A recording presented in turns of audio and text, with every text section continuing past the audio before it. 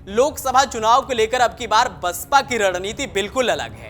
हर बार किसी न किसी गठबंधन में रहकर मायावती लोकसभा का चुनाव लड़ती नजर आती थी, जैसा कि 2019 के लोकसभा चुनाव में उन्होंने किया था। लेकिन अब की बार मायावती अकेले दम पर यूपी की सभी 80 सीटों पर ताल ठोक रही हैं, जिससे विरोधी दलों का समीकरण उलझ गया है। बसपा के सोशल इंजीनियरिंग से सपा और बीजेपी दोनों परेशान हैं। मायावती ने इंडिया अलायंस और एनडीए दोनों का खेल खराब कर दिया है। अब हम आपको समझाते हैं कि मायावती का वो कौन सा दांव है जिससे इंडिया गठबंधन को बड़ा झटका लगने वाला है, वहीं बीजेपी को थोड़ा फायदा हो सकता है। तो चलिए समझते हैं। लोकसभा चुनाव में भाजपा अपनी ताकत के साथ विरोधियों पर भी पूरी नजर रख रही है। उत्तर भारत, खासकर उत्तर प्रदेश में वह बसपा पर नजर रखी है, जो इस बार सभी 80 सीटों पर अकेले चुनाव लड़ रही है।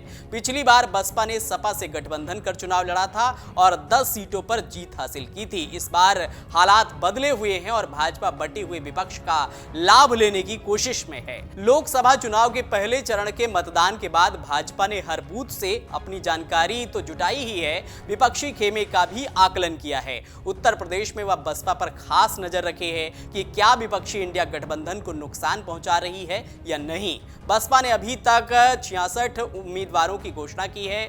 इनमें कई सीटों पर मुसलमान उम्मीदवार भी हैं। माना जा रहा है कि सामाजिक ध्रुवीकरण में मुस्लिम मतदाता सपा के साथ जाएंगे। इससे पहले वह सपा और बसपा का साथ देते रहे हैं। भाजपा को उत्तर प्रदेश में बड़ा लाभ तभी मिलेगा जब बसपा बड़ी संख्या में मुसलमान मतदाताओं का भी समर्थन हासिल कर ले। हालांकि बीते चुनाव में सपा बसपा गठबंधन के बावजूद भाजपा को उत्तर प्रदेश में नुकसान हुआ था, लेकिन बहुत ज्यादा नहीं। भाजपा खुद 62 सीटें जीतने में सफल रही थी।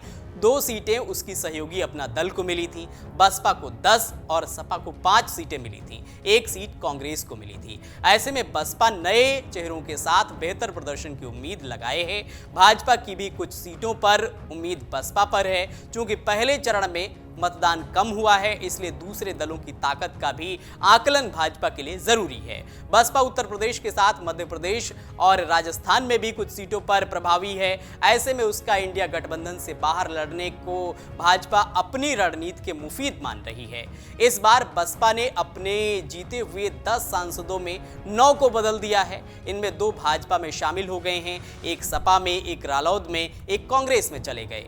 3 के टिकट काटे गए हैं और 1 को पार्टी से निकाला गया है। केवल 1 को रखा गया है, लेकिन उसकी भी सीट बदल दी गई है। अब देखना यह होगा कि इस बार के लोकसभा चुनाव में यूपी के भीतर बसपा क्या कमाल करेगी।